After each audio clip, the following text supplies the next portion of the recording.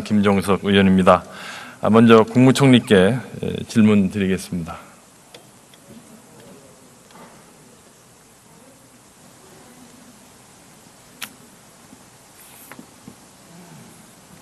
네, 총리님. 네. 대통령께서 지난 1월 25일 날 청년 일자리 점검 회의에서 일자리 창출을 민간이나 시장에 맡겨야 한다는 고정관념을 버려라 라는 말씀을 하셨습니다. 제가 과문한 탓인지 모르겠으나 처음 들어보는 놀라운 경제 이론입니다. 이 말씀에 동의하십니까? 정부가 더 노력해라라는 뜻으로 저는 해석합니다. 그러면 그동안 내각이나 정부 각 부처에서 일자리 창출을 위해서 노력한 것이 시장에 맡겼다고 대통령께서는 보십니까? 그래서 시장에 맡겨서 안 된다는 요제 발언을 하신 겁니까? 맡겨서 안 된다는 뜻이 아니라 정부에 할 일이 있을 것이다. 그리고 민간이나 기업에서 고용을 더 많이 늘리도록 정부가 유인하거나 지원하거나 하는 그런 정책들도 충분히 더 효과를 내도록 정책을 더 다듬어봐라. 그런 동료의 말씀으로 들었습니다. 설마 공권력으로 민간 기업에게 강제로 일자리를 할당하고 고용을 의무화하려는 그런 의도는 아니시겠죠? 예, 강제 할당은 가능하지도 않고요. 그렇죠. 그럴 생각도 없습니다. 가능하지도 않고 또 네. 바람직하지도 않습니다. 일전에 총리께서 규제는 중년 남자 허리 같아서 네. 내버려두면 늘어난다. 비상한 각오로 줄여야 한다라고 규제개혁에 강한 의지를 나타내셨습니다. 저를 비롯해서 아마 많은 분들이 공감했을 거로 생각하는데 지금 국무총리께서는 규제개혁위원회 공동위원장인 거 아시죠? 네. 취임 이후에 지금까지 규제개혁위원회를 몇 번 주재하셨습니까? 전체 위원회는 아직까지 열지 못했고요. 공동위원장님이 곧 부임하실 예정입니다. 저희 규제 개선 부서와는 거의 매주 회의를 하고 있습니다. 규제개혁, 물론 실무자는 보고를 받으시겠지만 규제개혁위원회를 주재하신 적은 없으시죠? 네, 이번에 곧 하게 될 것으로 또 보이고요. 규제개혁위원들하고 간담회나 이렇게 면담하신 적 있으십니까? 위원님들 가운데 일부와는 만난 적이 있습니다. 일부와는 면담하시고 네네. 전체 간담회는 하신 적이 없으시죠? 전체 회의는 아직까지 안 했습니다. 그래서 저는 총리님의 규제개혁에 대한 관심과 의지가 아까 중년 남자 허리 말씀에 비해서는 좀 부족한 게 아닌가 하는 그래서 아쉬운 제 허리가 생각을 늘었나 갖고 봅니다. 있습니다. 네. 지금 4차 산업혁명이다 해서 규제개혁을 각 부처가 경쟁적으로 또 대통령의 관심사항이라고 해서 굉장히 산발적으로 발표하고 있습니다. 어떻게 보면 좀 정신이 없고 초점이 없는 것 같은데 규제개혁의 정부의 컨트롤 타워는 행정규제기본법에 의하면 규제개혁위원회이고 그 위원회의 위원장인 국무총리가 컨트롤 타워가 되는 것으로 법 정신이 되어 있습니다. 알고 계셨습니까? 네, 그렇습니다만 좀 더 실행력을 높이기 위해서 아시다시피 연초에 대통령께서 직접 주재하신 규제 혁신 보고회가 있었고요. 3개월 이내에 평가회의를 또 열도록 그렇게 했습니다. 역대 모든 정권이 사실은 30여 년간 규제개혁을 국정의 최우선 과제로 선정했는데도 아직도 규제개혁이 미흡하다고 여기는 국민이 많고 우리나라의 기업 환경이 열악하다는 지적이 있습니다. 왜 그렇다고 보십니까? 네, 우선은 법제적인 접근에서 네거티브 제도를 도입한다고 하면서도 그 규제 대상 항목을 한도 없이 나열을 한다든가 또 그것이 공무원들의 소극적인 법 해석으로 인해서 소기의 성과를 거두지 못한다거나 또는 감사 제도가 이 공무원들을 옥죄한다거나 하는 문제들이 종합적으로 있는 것으로 파악을 하고 있고요. 저희들 규제에 관련된 내부 토론을 할 때마다 왜 역대 정부의 규제 개혁은 실패했던가를 늘 분석하고 있습니다. 그래서 그런 실패를 반복하지 않도록 하려면 어떻게 해야 되는가 하는데 나쁜 머리지만 짜매고 있습니다. 왜 실패했는지에 대해서는 이 분야 국내외 전문가들이 이미 많은 결론을 냈습니다. 제가 이해하기로는 지금 정부도 과거에 실패한 규제 개혁 방식을 답습하고 있기 때문이라고 생각을 합니다. 과거에는 민간이 이런 규제를 풀어달라고 정부에게 읍소하고 그리고 그 수용 여부를 결정하는 것은 규제 담당 부서들이 했습니다. 그러니까 민간이 읍소하고 규제하는 사람들이 선별적으로 자기네들 편리한 대로 수용하니까 규제권자 관점의 규제 개혁이 이루어진 게 문제입니다. 그런데 현 정부는 지금 다시 각 부처 장관에게 해당 규제 특례 지정권을 주어서 각 부처 장관 책임하에 규제 개혁을 하라고 하고 있습니다. 또 지금 현 정부가 핵심적으로 추진하고 있는 규제 샌드박스도 법안을 보면 그 허가권과 결정권은 주무장관이 갖고 있습니다. 이게 바로 과거에 실패한 규제개혁 모델이고 관주도의 민간읍소형 규제개혁 모델입니다.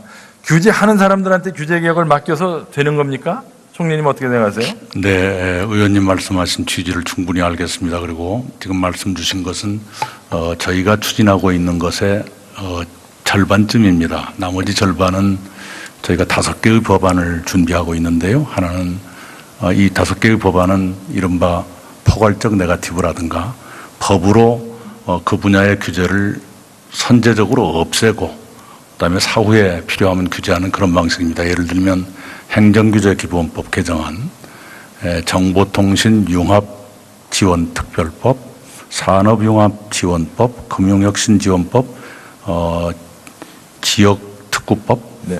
이런 5가지 법을 준비하고 있습니다.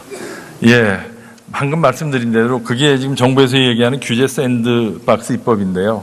그 법안 내용을 보시면 규제하는 사람이 결정하게 돼 있어요. 네, 제3자적 관점이 필요한 겁니다. 네. 이 규제가 왜 필요하고 적정한지를 독립적인 사람한테 입증을 해야 그 규제가 유효하게 하는 이런 방법을 채택하여야 되고 그 중심에 총리가 계셔야 된다는 점을 지적드리는 겁니다. 네, 그렇게 하겠습니다. 그리고 의원님께서도 법안을 좀 더 실효 있게 좀 고쳐주시기 바랍니다. 네, 제가 대표 발의한 행정규제기본법 개정안이 있습니다. 네, 네. 예, 총리께서도 관심 가져주시기 바랍니다. 네. 그런데 전 무엇보다도 이러한 실패한 규제개혁 방식뿐 아니라 저는 현 정부가 일관되게 시장 기능을 불신하고 국가가 모든 것을 책임지고 통제해야 한다는 현 정부의 이념 바탕이 저는 이 규제개혁의 더 큰 문제라고 생각을 합니다. 그러니까 가상화폐 거래를 도박으로 불법화하려 하고 사회주의 중국보다도 한국의 규제가 더 심하다는 소리가 나오는 겁니다. 시장은 불공정하고 정부는 정의롭다는 그 고정관념을 버려주시기 바랍니다. 네, 잘 알겠습니다. 네, 총리님 수고하셨습니다. 경제부총리 나와주시기 바랍니다.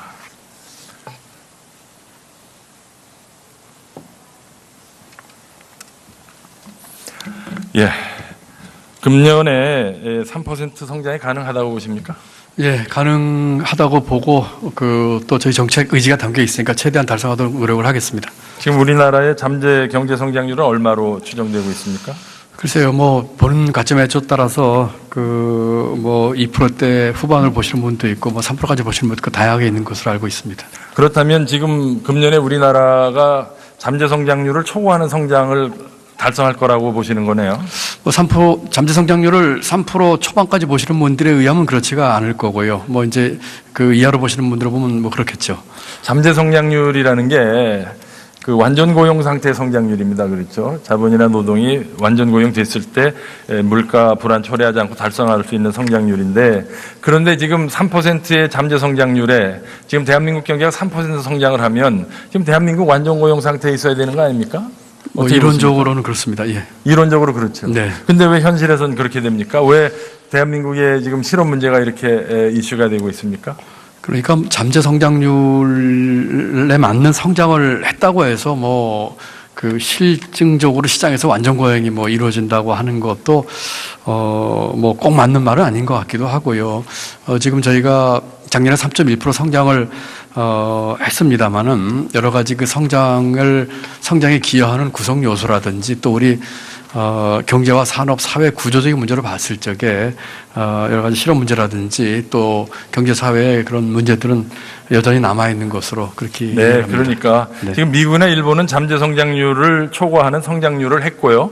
그래서 완전 고용을 달성했습니다. 대한민국도 지금 잠재 성장률에 접근한 성장률을 하면서도 지금 실업이 해소가 안 되고 있습니다. 문제의 본질은 따라서 노동시장의 개혁이 없이는 아무리 성장률을 높여봐야 실업 문제는 해결되지 않는다는 결론에 도달합니다. 동의하십니까? 성장이 된다고 해서 전처럼 그 고용이 증대가 되면서 실업이 줄어드는 그런 프레임에서는 많이 벗어난 것 같습니다. 요새 이제 소위 고용 없는 성장도 많이 되고 있고요. 그렇기 때문에 그런 점도 좀 같이 감안해 줬으면 좋겠고요.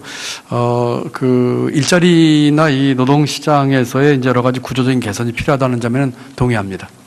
그러니까 노동시장 개혁이 없이 아무리 성장률을 높여봐야 일자리는 창출이 안 될 것이고, 따라서 일자리 창출 노력은 언발의 오줌 누기가 될 것이다라는 지적을 드립니다.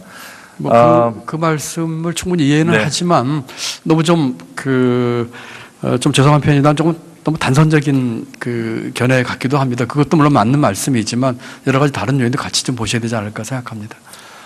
그런데 지금 한국 경제 잠재 성장률이 20년째 추세적으로 하강하고 있는 거 아시죠? 네, 그렇습니다. 지금 그림에서 보시다시피 이런 식으로 잠재 성장률이 하강을 하면 머지않아 빠르면 10년 이내에 잠재 성장률이 0에 수렴하는 상태, 다시 말해서 장기 침체의 가능성이 예견되고 있습니다. 실제로 일본에 20년, 잃어버린 20년에 빠질 것이라는 경고도 있었고, 그것이 이번에 경제학회 공동학술대회에서 나온 지적입니다. 어디 잠재 성장률을 올릴 수 있는 방안은 없습니까? 지금 그 의원님 말씀 주신 것처럼 앞으로 우리 과제가 이와 같은 잠재 성장률이 떨어지는 추세를 지속적으로 가져갈 거냐, 아니면은 성숙된 경제로서 안정적인 수준으로 가져갈 것이냐 하는 그런 문제라고 생각을 합니다. 그렇기 때문에 우리 잠재 성장률을 안정적인 수준에서 유지하거나 또는 저 기울기를 양의 기울기로 조금 바꾸기 위해서 여러 가지 종합적인 경제 정책들, 또 구조 개혁과 혁신 성장, 또 인적 자원의 확충 문제 등 여러 가지가 복합적으로 작용을 같이 해야 된다고 생각을 합니다. 법인세를 올리고 규제를 강화하고 강제로 인건비 올리고 이렇게 해서 경제가 성장하고 기술혁신이 일어나겠습니까? 지금 현 정부 들어서서 경제 성장을 촉진하고 국가 경쟁력을 높이는 정책 한 개 있으면 예를 좀 들어보십시오. 여러 가지 저희가 했던 모든 정책들이 단기간이든 중장기간이든 우리 지속 가능한 성장을 하기 위한 것이라고 저는 생각을 합니다. 조급하게 단기적인 경기 부양을 하지도 않았고요. 여러 가지 구조적인 문제 해결을 위한 사람에 대한 투자 문제라든지, 또 단시간 내에 되는 것은 아닙니다만은 빠른 효과를 내게 하려고 하는 혁신 성장, 이런 것들이 다 전체적으로는 지속 가능한 성장을 끄는 그런 정책의 내용들이라고 생각을 합니다. 네, 현 정부 들어서서 저도 찾아봤는데 성장을 촉진하고 국가 경쟁력을 높이는, 그리고 국가의 생산성을 높이는 정책은 찾아볼 수가 없었습니다. 안타깝게 생각합니다. 그래도 저희가 성장을 3.1%, 물론 질 높은 성장을 저희가 추구합니다. 그러니까 우리 김 의원님도 여러 번 말씀 계셨지만 성장의 숫자가 중요한 건 보다 더 중요한 거는 질 높은 성장이겠지요. 물론 여러 가지 요인이 있습니다만은 지금 주신 말씀의 취지에 맞춰서 저희들도 하여튼 계속 노력을 하겠습니다. 좋습니다. 최저임금을 대폭 인상했는데요. 기대 효과는 언제쯤 어떤 형태로 나타난다고 보십니까? 시기를 언제로 나타나고 이렇게 특정하기보다는 우선은 비교적 단기적으로는 최저임금대에서 혜택받는 저희가 한 300만 정도 근로자를 생각을 합니다만, 그런 분들과 가계 구성원들의 소득 인상에 따른 여러 가지 삶의 질, 또 구매력 증가, 이런 쪽으로 나타나는 것은 비교적 빠른 시간 내에 나타날 수 있지 않은가 하는 것이 그런 생각이고요. 또 물론 여러 가지 위험 요소인 영세 사업자나 이런 분들에 대한 일자리 안전감을 통한 보완도 병행이 돼야 되겠죠. 또 이런 것들이 조금 중장기적으로는 전체적으로 우리 취약계층의 구매력과 이 내수 쪽에서의 효과로 나타난 것을 기대하고 있습니다. 네, 취약계층의 구매력 어떤 형태로 나타날 거로 보십니까? 최저임금 올렸고 저소득층의 일정 부분의 소득 증가가 있었습니다. 주로 어느 쪽에 내수 소비가 일어날 거로 뭐 보십니까? 그런 분들의 경우는 지금 대부분 이제 한계 소비 성향이 높으신 분들이니까요. 아니, 그거는 이제 교과서적인 얘기고요. 예. 주로 외식을 한 번 더 가든지 식품 소비라든지 아니면 빚 갚는 데 쓴다든지 재래시장에 좀 더 가는 형태로 나타나지 않겠습니까? 네, 뭐 그렇게- 예, 그건 내수 진작 맞는데 네. 거기서 창출되는 일자리가 좋은 일자리입니까? 어쨌든 지금 좋은 일자리도 창출해야 되겠지만 그런 내수 진작을 통해서 그 단계적으로 그런 지금 말씀하신 그런 쪽 일자리뿐만 아니라 나중에 결국 기업의 투자도 늘어나는 것이고요. 그런 식으로 뭐 같이 늘어나는 식으로 저희는 기대를 하고 있습니다. 단기적으로 나타나는 부정적 효과는 지금 우리가 보는 바와 같습니다. 예를 들어 마이너스 10이라면 지금 최저임금 인상의 기대 효과는 우회적으로 간접적으로 장기적으로 나타나고 잘해야 플러스 5 정도라고 저는 생각을 합니다. 이게 이번 경제학회에서 나온 주장들입니다. 합해보면 국가경제적으로 마이너스 효과가 더 크다는 것입니다. 부총리께서 어떻게 생각하십니까? 저는 그 문제에 있어서는 대단히 죄송합니다만 우리 김 의원님 의견에 동의할 수가 없고요. 지금 예를 들면 그렇습니다. 제 주위에서도 마침 그 해당되시는 분이 있어 얘기 들어보니까 작년 월급 기준으로 135만 원 받는 분이 157만 원으로 월 한 22만 원 더 받더라고요. 그러면서 얼마나 좋아하는지 모르겠어요. 지금 이 최저임금 인상되고 일자리 지금 한지 지금 불과 한 달 지났습니다. 여러 가지 그런 계층에 있는 분들의 인간다운 삶의 질 이런 등등 했을 적에 조금 좀 시간을 두시고 봐주셨으면 좋겠고요. 또 하나 제가 말씀드리고 싶은 것은 이것만 놓고 보시는데 여러 가지 의원님 아시다시피 제가 혁신성장이라든지 또 공정한 경제라든지 여러 가지를 지금 종합적으로 하고 있는 경제 전체 전반을 보시면서 조금 전체적으로 또 조금 시간을 두고 보시면 어떨까 싶고요. 이 일자리 안정장과 관련된 여러 가지의 필요한 보완은 정부가 계속해서 나가도록 하겠다는 말씀을 드립니다. 네. 앞에서 존경하는 윤우덕 의원께서 노동연구원의 연구 자료를 인용하시면서 최저임금 근로자의 80%가 가구소득원이다 이렇게 말씀하셨어요. 그렇습니다. 맞을 겁니다. 네. 근데 똑같은 국제연구기관인 KDI의 보고에 의하면 최저임금 근로자의 3분의 2는 중산층 가구원이다. 이 두 개가 상충되는 게 아닙니다. 중상층 가구원이고 최저임금을 받아서 중산층이 된 겁니다. 최저임금으로 부부가 받으면요 우리나라 중위소득 가구가 됩니다. 그래서 진짜 저소득층의 삶의 질을 높이고 인적 자원을 개발하고 구매력을 높이려면 자유한국당에서는 일관되게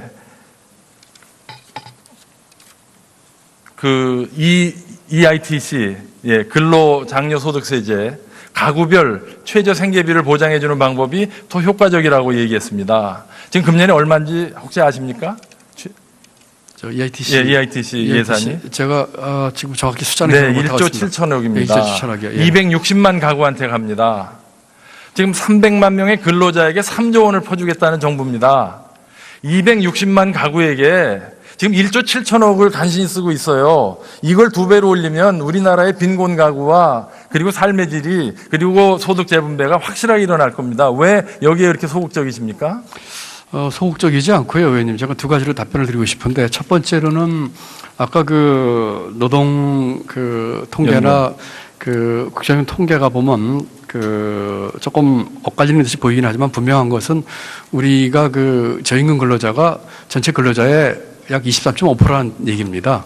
가장 높은 수준이기 때문에 여기에 대한 어떤 식으로의 정책적인 배려가 필요하다는 것은 일단 같은 의견이신 것 같고요. 지금 최저임금이 16.4% 올라가는 것에 따른 일종의 해고의 위험을 막기 위해서 정부가 일자리 안정자금을 지금 도입을 한 것이거든요. 아까도 여러 차례 얘기가 나왔습니다만은 작년 예산하면서 여야 간에 이 문제에 대해서 합의본 사항들이 있고 저희도 동의를 했습니다. 그래서 상반기 중에 최저임금의 인상 효과와 일자리 안정자금의 집행 상황을 봐서 아까 지금 의원님 말씀하신 것처럼 EITC를 포함한 여러 가지 간접 지원 문제, 사회보험료 정책과의 정합성 등을 따져서 한시적으로 이 일자리 안정자금을 하면서 연착륙할 수 있는 방안을 낼 것입니다. 또 그런 과정에서 국회가 충분히 의논을 하면서 좋은 방법으로 이것이 안정될 수 있도록 최선의 노력을 다하겠습니다. 네, 수고하셨습니다. 네, 들어가시기 감사합니다. 바랍니다.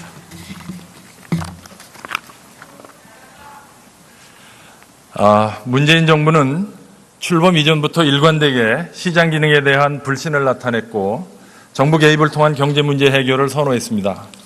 공산주의 국가 중국과 베트남에서조차 정부 기능의 한계를 인정하고 시장 기능을 활용한 실용주의적인 경제 노선으로 가고 있는 마당에 공익은 국가만이 보호할 수 있다는 잘못된 믿음과 정부 만능주의에 빠져서 관치 계획 경제가 시장 경제보다 더 우월하다고 믿는 사람들이 지금 한국 경제를 관리하고 있습니다. 그 과정에서 늘어난 것은 공무원이고 국민의 세금 부담입니다. 그 과정에서 위축된 것은 민간 경제 활동이고 한국 경제의 성장 잠재력입니다. 현실을 바꾸려면 현실을 알아야 합니다. 분노를 자극하는 구호와 선동, 의지와 약속만으로 국민이 잘 살게 되는 것은 아닙니다. 더 이상 검증되지 않은 편향된 이념 노선과 인기 영합적 정책을 버리고 진정으로 국민을 편안하고 잘 살게 해주는 실용주의적이고 전문성이 존중되는 정상 운영으로 돌아올 것을 강력히 촉구합니다. 경청해 주셔서 감사합니다. 가능하지도 않고 또 바람직하지도 않습니다. 일전에 총리께서 규제는 중년 남자 허리 같아서 내버려두면 늘어난다. 비상한 각오로 줄여야 한다라고 규제개혁에 강한 의지를 나타내셨습니다. 저를 비롯해서 아마 많은 분들이 공감했을 거로 생각하는데 지금 국무총리께서는 규제개혁위원회 공동위원장인 거 아시죠? 네.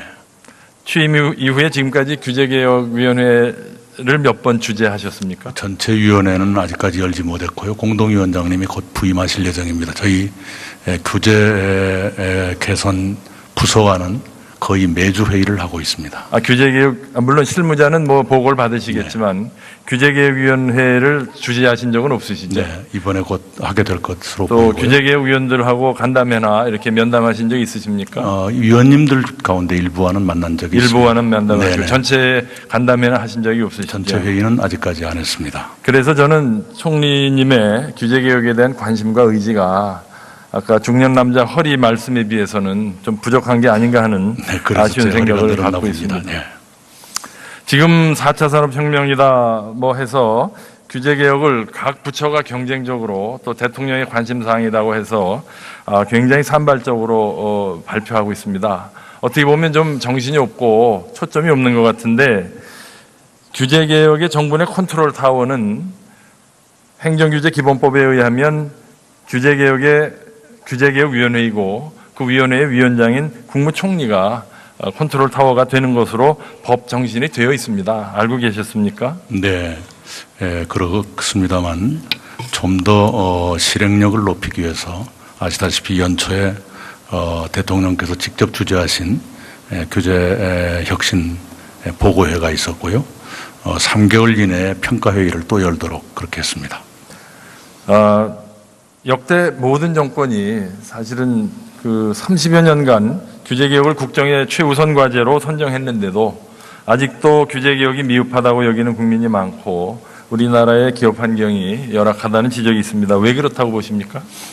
네, 우선은 법제적인 접근에서 네거티브 제도를 도입한다고 하면서도 그 규제 대상 항목을 한도 없이 나열을 한다든가 또 그것이 공무원들의 소극적인 법 해석으로 인해서 소기의 성과를 거두지 못한다거나 또는 감사 제도가 이 공무원들을 옥죄한다거나 하는 문제들이 종합적으로 있는 것으로 파악을 하고 있고요.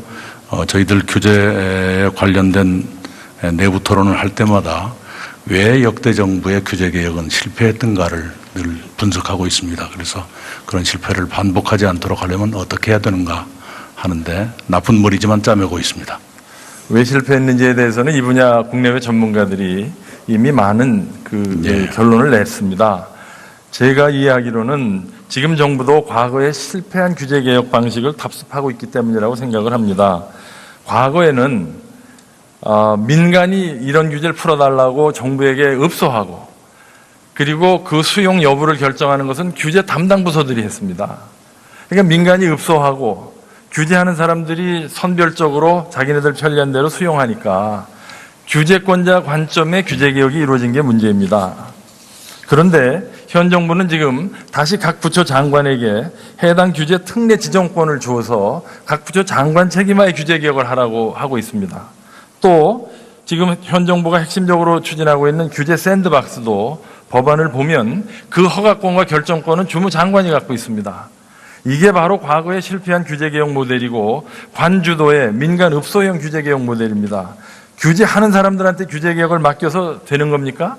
총리님 어떻게 생각하세요? 네, 의원님 말씀하신 취지를 충분히 알겠습니다. 그리고 지금 말씀 주신 것은 저희가 추진하고 있는 것의 절반쯤입니다. 나머지 절반은 저희가 5개의 법안을 준비하고 있는데요. 하나는 이 5개의 법안은 이른바 포괄적 네거티브라든가 법으로 그 분야의 규제를 선제적으로 없애고 그다음에 사후에 필요하면 규제하는 그런 방식입니다. 예를 들면 행정규제기본법 개정안, 정보통신융합지원특별법, 산업융합지원법, 금융혁신지원법, 지역특구법 네.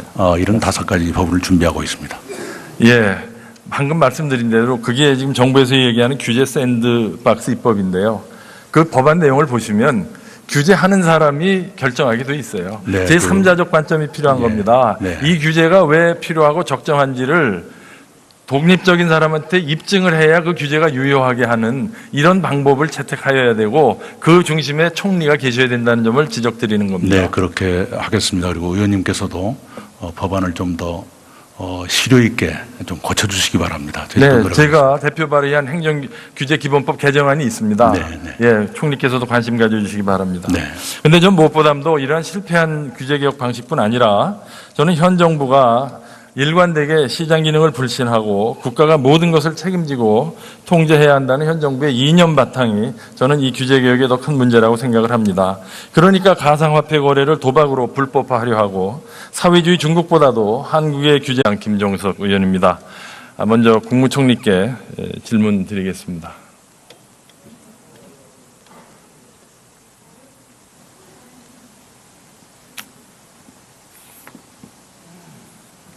네, 총리님. 예. 대통령께서 지난 1월 25일 날 청년 일자리 점검 회의에서 일자리 창출을 민간이나 시장에 맡겨야 한다는 고정관념을 버려라 라는 말씀을 하셨습니다. 제가 과문한 탓인지 모르겠으나 처음 들어보는 놀라운 경제 이론입니다. 이 말씀에 동의하십니까? 정부가 더 노력해라라는 뜻으로 저는 해석합니다. 그러면 그동안 내각이나 정부 각 부처에서 일자리 창출을 위해서 노력한 것이 시장에 맡겼다고 대통령께서는 보십니까? 그래서 시장에 맡겨서는 안 된다는 요지의 발언을 하신 겁니까? 맡겨서 안 된다는 뜻이 아니라 정부에 할 일이 있을 것이다. 그리고 민간이나 기업에서 고용을 더 많이 늘리도록 정부가 유인하거나 지원하거나 하는 그런 정책들도 충분히 더 효과를 내도록 정책을 더 다듬어봐라. 그런 동료의 말씀으로 들었습니다. 설마 공권력으로 민간 기업에게 강제로 일자리를 할당하고 고용을 의무화하려는 그런 의도는 아니시겠죠? 예, 강제 할당은 가능하지도 않고요. 그럴 그렇죠. 생각도 없습니다.